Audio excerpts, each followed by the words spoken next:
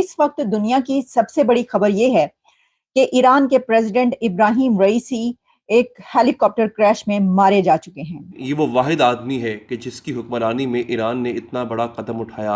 Iran ने Israel को उसकी औकात याद दिलाई है। हम जब इस इब्राहिम रईसी के इस खबर की तरफ बढ़ते हैं तो क्या इसको कत्ल कहा जाए? जो र्यूमर्स फैल रही हैं उसमें इंडिया, इजराइल, भारत, अमेरिका, इन तीन के ऊपर ज़्यादा चीज़ें चल रही हैं। इसके पीछे इसराइल है कि जिसके बहुत से शवाहिद इस वक्त सामने आ रहे हैं कि ऐसा है, तो फिर ये बहुत बड़ी खौफनाक जंग है। इंडिया इजराइल गठजोड़ है जिससे कि ये मारा गया है।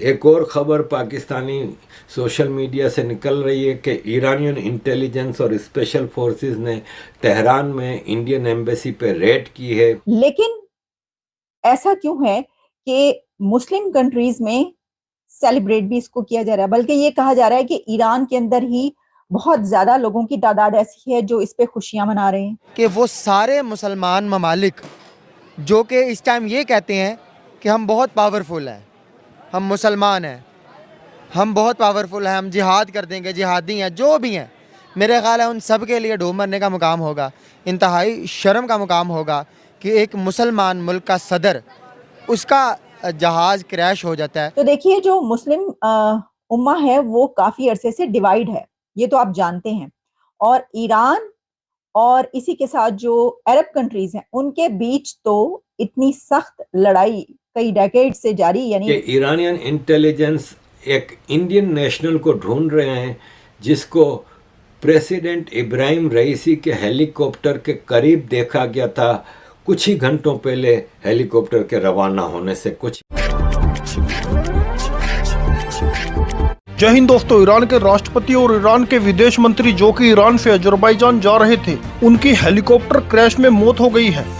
ईरान के मुताबिक ये खराब मौसम की वजह से हुआ है, पर पाकिस्तानी सोशल मीडिया इंटेलिजेंस के मुताबिक इसके पीछे इजराइल, अमेरिका और भारत का हाथ है। पाकिस्तानी सोशल मीडिया इंटेलिजेंस की माने तो ईरानी राष्ट्रपति के हेलीकॉप्टर क्रैश के पीछे भारत इजराइल का गठजोड़ है, और जब ईरान के राष्ट्रपति अजरबैजान के लिए उड़ान भर रहे थे उससे पहले एक भारतीय को उनके हेलीकॉप्टर के पास देखा गया, और वो भारतीय कौन था उसका अभी तक पता नहीं चल पाया है। इस बात से साफ हो गया कि पाकिस्तानियों की खोपड़ी का ऊपरी माला खाली है, इसीलिए ये कुछ भी छोड़ते हैं। इन मूर्खों को कोई समझाओ कि वो राष्ट्रपति था, कोई ऐरा गैरा पाकिस्तानी नहीं था। अगर उसके हेलीकॉप्टर के पास कोई चिड़िया भी भटकेगी तो उसका भी पता होगा कि वो कौन से देश से आई है। और यहाँ पाकिस्तानी सोशल मीडिया की ISI बता रही है कि भारतीय नागरिक था, पर वो कौन था पता नहीं चल पाया है। आगे ये भी बता रहे हैं कि भारतीय नागरिक के देखे जाने के बाद ईरान की फोर्स और इंटेलिजेंस ने तेहरान में मौजूद भारतीय दूतावास पर छापेमारी भी करी है, और ये खबर हमने ढूंढी तो कुछ नहीं मिला। मतलब पाकिस्तानी सरकार पाकिस्तान में सोशल मीडिया को बैन कर रही है, उसके पीछे इसी पाकिस्तानी ISI का हाथ है। मतलब ये कुछ भी अफवाहें उड़ाते रहते हैं। तो दोस्तों, इसी पर आज की एक खास वीडियो, तो चलते हैं वीडियो की तरफ और देखते हैं इस पर क्या करा पाकिस्तानी मीडिया। जय हिंद। जो र्यूमर्स फैल रही हैं उसमें इंडिया, इजराइल, भारत, अमेरिका, इन तीन के ऊपर ज़्यादा चीज़ें चल रही हैं। पहले करते हैं अमेरिका के ऊपर।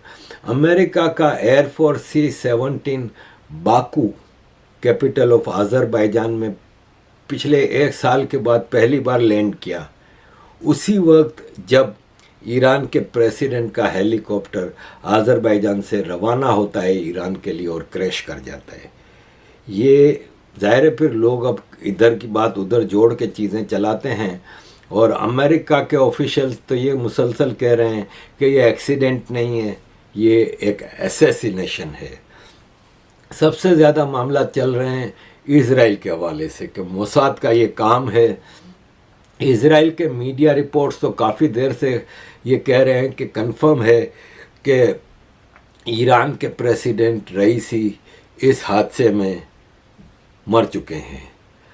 अब अगर जो एनालिस्ट हैं वो कह रहे हैं कि अगर इजराइल ने कुछ किया है प्रेसिडेंट के हेलीकॉप्टर के साथ, तो फिर तो मामला इतना आसानी से नहीं चलेगा और ईरान इसका बदला तो लेगा, और उसमें अमेरिका को दूर रहना होगा। अगर वेस्ट ने इजराइल के साथ खड़ा होना पसंद किया तो जंग बहुत बढ़ सकती है।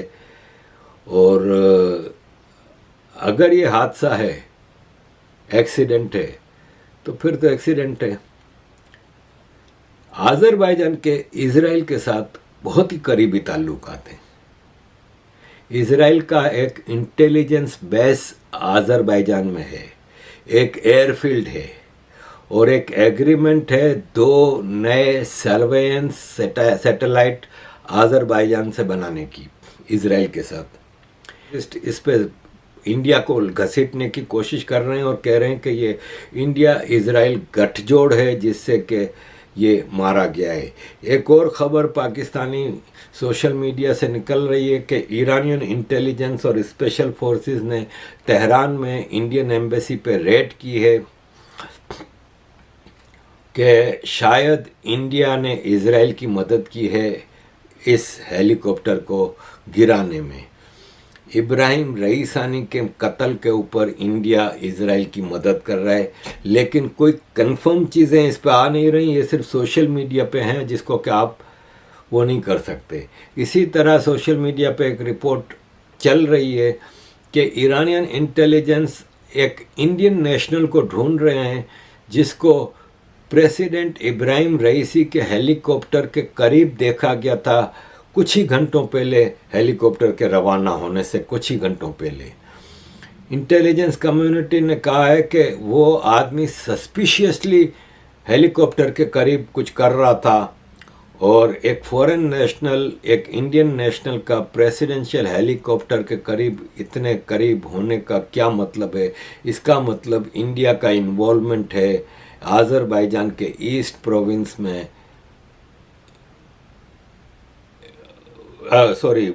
ईरान के ईस्टर्न प्रोविंस और आज़रबाईजान के दरमियान जो जगह है वहाँ पे उसकी मौजूदगी से क्या है। लेकिन ईरान की ऑफिशियल किसी भी अथॉरिटी ने इसको कंफर्म नहीं किया, ना उन्होंने कोई ऐसी इंडियन हवाले से या किसी हवाले से, बल्कि किसी हवाले से उन्होंने बात ही नहीं किया। अभी तक यही कहा जा रहा है कि ये वेदर की वजह से एक्सीडेंट था और कि वो सारे मुसलमान ममालिक जो कि इस टाइम ये कहते हैं कि हम बहुत पावरफुल हैं, हम मुसलमान हैं, हम बहुत पावरफुल हैं, हम जिहाद कर देंगे, जिहादी हैं, जो भी हैं, मेरे ख्याल है उन सब के लिए डूब मरने का मुकाम होगा, इंतहाई शर्म का मुकाम होगा कि एक मुसलमान मुल्क का सदर, उसका जहाज़ क्रैश हो जाता है। और ख़ास करके अगर कोई सदर होता है ना, हमारा प्राइम मिनिस्टर है, सदर है, कोई छोटा मोटा वज़ीर भी है ना, वो जिस प्लेन पे बैठेगा ना, उस प्लेन की बड़ी तसल्ली से चेकिंग होगी कि उसके अंदर एक तिनके के बराबर भी कोई कमी तो नहीं है। तो वो तो यार सदर है। अगर सदर का प्लेन चेक करके उसको नहीं बिठाया गया तो ये तो फिर सारी सिक्योरिटी जो थी उनका सबसे बड़ा कसूर उनका है। सबसे पहले तो उनके ऊपर इंक्वायरी होनी चाहिए, वो भी सारे साथ मिले होंगे। अगर वो क्रैश होता है तो ये सबसे ज़्यादा शर्मनाक बात सारे मुसलमान ममालिक के लिए इस वजह से है कि तुम लोग हाथ पे हाथ धरे बैठे थे। तुम्हारे मुसलमान भाइयों के ऊपर जुल्म तो हो रहा था, लेकिन तुम्हारा एक मुसलमान भाई जो कि एक मुसलमान मुल्क का सदर था, उसको भी उड़ा दिया गया और तुम लोग कुछ ना कर सके।